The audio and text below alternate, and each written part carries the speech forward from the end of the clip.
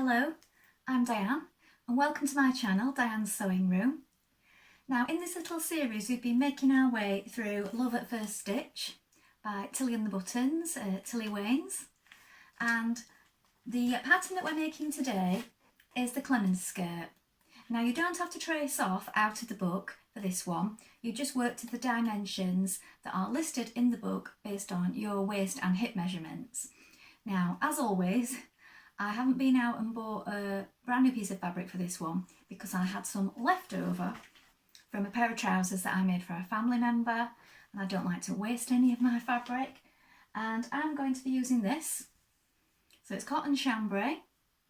Now I didn't quite have the amount that she states in the book. Now this happens sometimes. If you really want it to look exactly the same as it does and the same amount of fullness that is in the book, you need to follow her dimensions to the letter. But I don't mind if mine is not quite as gathered, if it means that I get to use up this lovely fabric that I have left. So it's going to have slightly less gathers in mine than the one in the book, but I'm fine with that. So I'll show you what I've cut out in a moment. So I wanted it to look quite similar to the one that's in the picture, because this looks like a kind of skirt that'll go with everything, with that kind of denim look to it. And as I had some left, I was determined to use it. So it shows you straight away here what you need. So it says 1.5 to 2 meters of fabric, depending on the dimensions of your fabric. You need an invisible zip. Again, I've got plenty of those in my little stash, what I've took out of other things. So I'll be using a regular zip again today. That's fine, as long as you can get it to match your fabric or conceal it by doing an overlap. You can use any old zip. And you need some interfacing to iron on one part of the waistband. So you'll need a small amount of that as well. And then it shows you how to measure out your fabric here. So you need to measure your waist and your hips, and then you're just basically cutting out these shapes and a long rectangular shape twice for your waistband. So it's easy enough to do. It's going to be quite a quick make.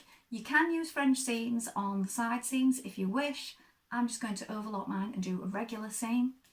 I don't want to be taking any more out of the fabric than I have already, because like I said, I've got a smaller amount. And then I've allowed, it tells you how much to allow for the hem, but I've allowed a good 3 centimetres at the bottom as well for my hem allowance. Okay, so I'll show you what I've cut out now. So here I've got my back pieces.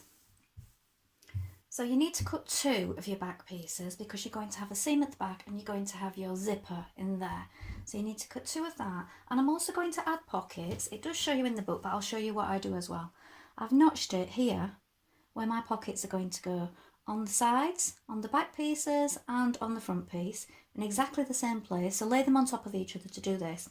You can determine where your pocket wants to lie by holding it up to you where the waist will be and putting your hands where your pockets will neatly rest. So what I've done is I've just used my hand.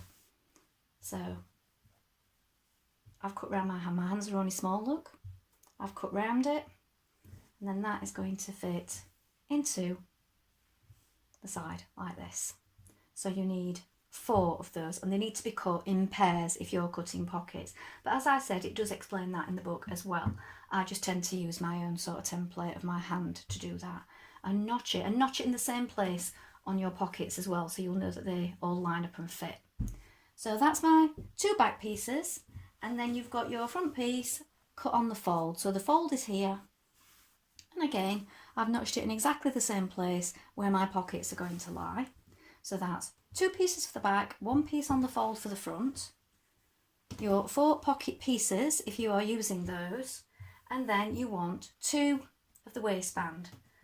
So these are both cut on the fold as well, and you're going to allow 1.5 centimetre seam allowance at each side once you've measured your waist. So measure your waist, take half of that amount, cut it on the fold, but allow 1.5 at each side for your seam allowance. You're going to cut 2 of those, and on one of them you're going to cut interfacing and iron it on the back. So that's our pieces ready to go. Now you just need to make sure you've got the right colour cotton in and the appropriate needle. So first of all, if you're adding the pockets, you want to pin your pockets on So face down, so right side facing, like this. Line up those notches and pin them on your back pieces, so that's one side. And then here we have the opposite side, look. So those are my back pieces with the pockets pinned on, right side facing. And then this is my front piece. Right side facing, pocket on that side. Right side facing, pocket on this side. And what we're going to do, we're going to stitch that down here on each of the pockets. So I'm going to do that first. So stitch those in first of all in your seam allowance. Back tack when you get to your snipped part, and do that on each pocket. So that's one side. Here's the other side.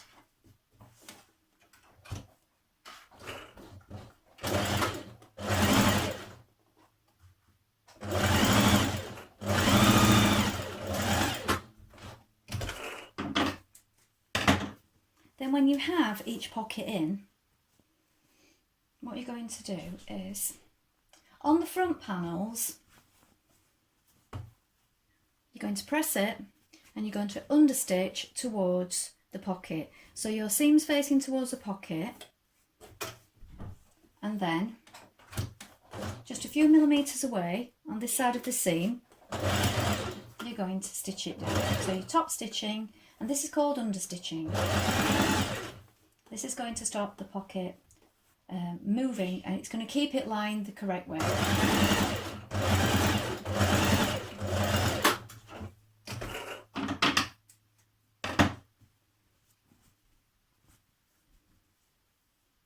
So when you've done that, you can press that now.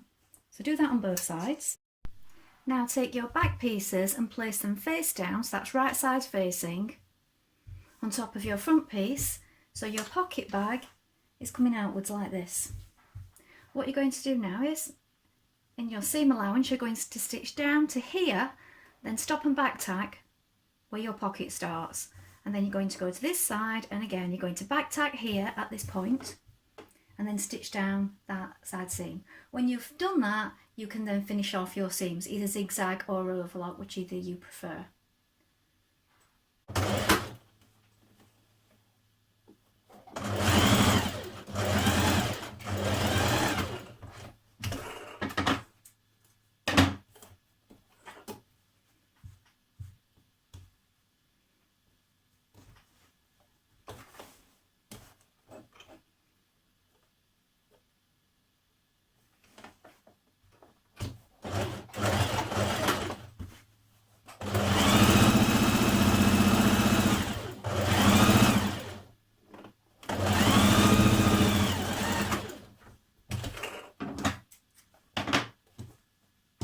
Also, when you've done this, you can now stitch around your pocket bag. So you can stitch around that and then zigzag, or you can overlock it. So that can all be stitched together now. Now sew down your centre back seam. Now you want to make a choke mark where your zip is going to begin. Now if you're doing a concealed zip, don't do your back seam yet. You want to put your concealed zip in first. But if you're doing a regular zip like me, you can do the back seam.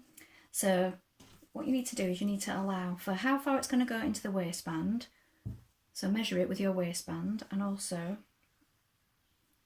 it wants to come just above where the zip will finish. So I've marked it with chalk here, and that is where I'm going to begin my stitching from here. So I'm going to back tack to begin from here. 1.5 centimetre seam allowance, and sew in that seam now.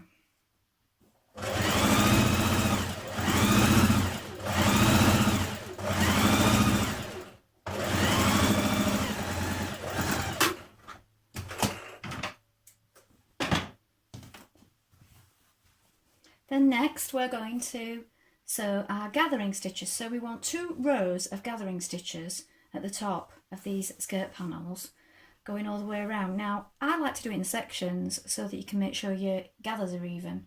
So I would stitch from here to the side seam on the back, and then from here to the side seam on the back there. And then also fold your front panel in half, so get your side seams together like this. Find your centre front and make a little notch. And then stitch 2 rows of gathering stitches on here, because you can then gather that separately from the back. It just helps you make sure that they're all even. So I'm going to do that now. So start about 1/2 centimetre from the edge.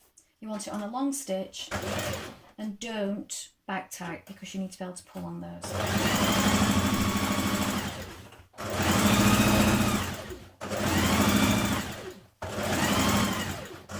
So I'm going to stop just here and then do another row directly beside that, just a few millimetres away.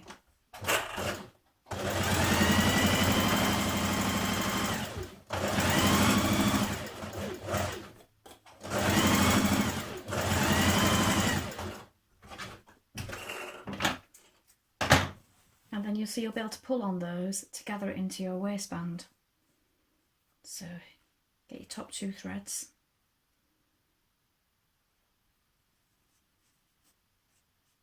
And that'll gather up nice and evenly. Now pull on your gathering stitches and gather it into your waistband. Now, as I said, if you do it in sections, it helps you get them more even. So I've just done this first section, then I'm going to move on to the middle part before, and then once you've pinned it, you can go over it to keep those held in place. So I've changed to my zipper foot, and now I'm putting my zipper in. So I've measured my seam allowance at the top there. Make sure that your waistband is pointing upwards.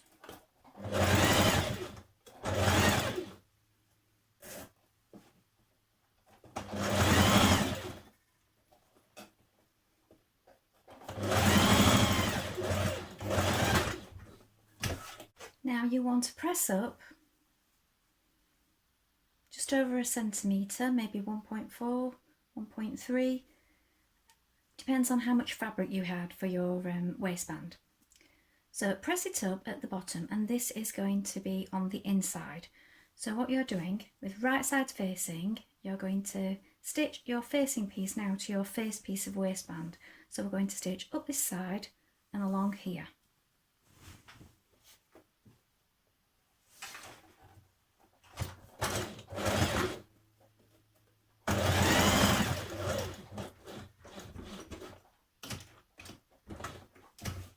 Into your seam allowance at the top of your zip, all the way across. And you may want to pin it first, it's entirely up to you. Turn your waistband through, so if you snip the corner, that helps.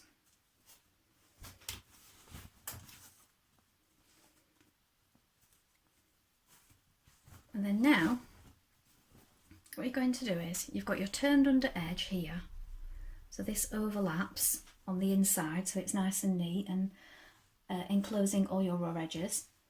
And on the right side, you can either top stitch in the ditch here, so hiding your stitching and catching it in, or you can hand stitch this down on the other side if you find that tricky. Now you're going to hem your skirt, so I've overlocked around the bottom of my skirt. I'm just going to turn it up and do a basic hem.